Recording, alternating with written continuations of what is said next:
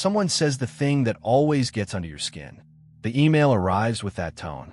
The driver cuts you off, the comment stings, the criticism lands, and before you've decided anything, your chest is tight, your voice is sharp, and the next 3 hours belong to someone else.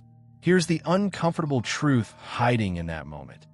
Every time you react automatically, you hand a stranger the remote control of your mind. They press a button. You perform.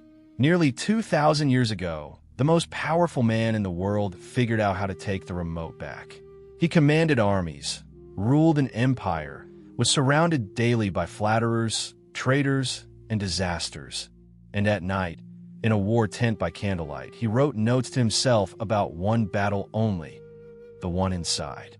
He never meant for anyone to read them. Today, those notes are one of the most read books in human history. His name was Marcus Aurelius, and this video is about his art of not reacting, and the day it becomes yours.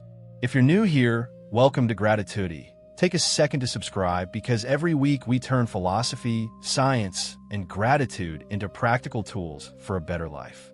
Now, let's open the Emperor's Diary. Marcus Aurelius ruled Rome at its height, which means he had, by any measure, the most stressful job on earth. Wars on the frontier, a plague sweeping the empire, betrayal from one of his most trusted generals, the deaths of several of his children. If anyone had an excuse to live in a state of permanent reaction, rage, anxiety, revenge, it was him. Instead, he trained. Every day, in writing. The book we now call Meditations is not a philosophy lecture, it's a gym log. An emperor coaching himself over and over on the same discipline. You cannot control what happens. You can always control your response. The Stoics called this the dichotomy of control. And it sounds simple until you actually apply it. What's outside your control?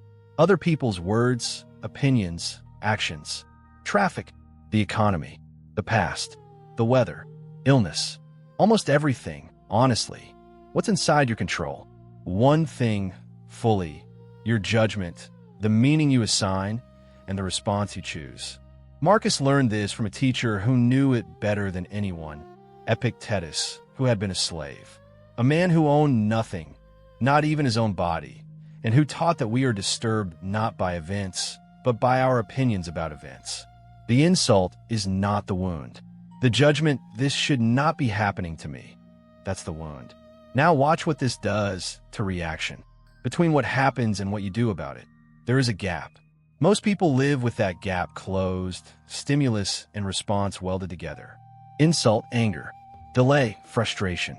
Criticism, defensiveness.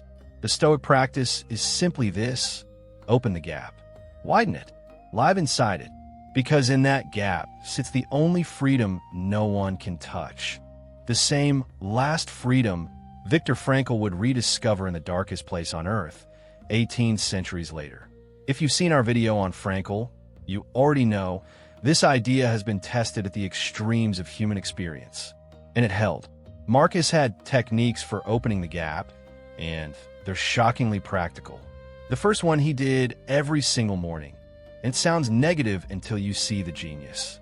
He would tell himself before leaving his tent, "Today I will meet the interfering, the ungrateful, the arrogant, the dishonest, the envious." Not because he was a pessimist, because he was a realist removing the element of surprise. Think about it. Most of your reactions explode precisely because you expected the world to behave. The rude colleague catches you off guard, and the ambush triggers the automatic response. Marcus preloaded his day. Difficult people are coming, and when they arrive, they will find me prepared, not surprised. When you expect the wave, you don't fight the ocean. You surf. The second technique, the pause with one question. When something hits, before the reply, before the sigh, before the eye roll, ask, is this inside my control? If yes, act calmly. If no, and it usually is no, then your entire assignment changes. It's no longer fix them, it's govern me. Marcus put it with a phrase that should be printed on every phone screen.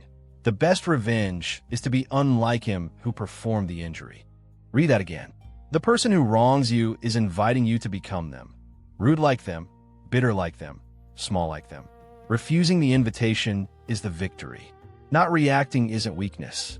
It's the only fight you win completely. And here's the part of Marcus Aurelius almost nobody talks about. And it's the reason he belongs on this channel. Open Meditations at page 1. The most powerful man alive begins his private diary, not with strategy, not with complaints, but with gratitude. The entire first book is a thank you list to his grandfather for teaching him good character, to his mother for generosity, to his teachers, one by one, for every lesson. The emperor trained gratitude first, because a mind that starts from look what I've been given is calm, and a calm mind doesn't take the bait. Gratitude wasn't decoration on his philosophy. It was the foundation of his unshakability. The grateful mind has nothing to prove, and a person with nothing to prove cannot be provoked. So here's the practice, the emperor's protocol. 3 moments, 2 minutes total, starting tomorrow. Morning, the rehearsal. After your gratitude minute, add 1 sentence. Today I may meet the rude, the unfair, and the impatient, and none of them decide who I am. You've just removed the ambush. During the day, the gap, when something stings, don't respond for 1 full breath. 1 breath is enough to turn a reaction into a decision. In that breath, ask the question, is this mine to control? If not, let the wave pass. You'll feel something unfamiliar and addictive, power that doesn't need to be used. Night, the emperor's line. In your gratitude practice, add 1 entry Marcus would recognize. Name 1 moment today when you didn't react, and thank yourself for it. What gets acknowledged gets repeated. You're not just avoiding explosions, you're building a person who doesn't need them. Before you go, take this mantra with you. What happens is not up to me. My response always is. One more time, slowly. What happens is not up to me. My response always is. Somewhere out, there is a person who could always press your buttons. The next time they try, they're going to find the buttons have been moved and the remote is back in your hands. If this video gave you your power back, subscribe to Gratitude and turn on notifications. Every week, 1 practice, 1 story, 1 step toward a better life. And today's question, straight from the Emperor's Diary. What are you grateful for today? And what is 1 thing you're proud you didn't react to this week? Tell me in the comments. I read every single one. See you in the next video. Keep the remote.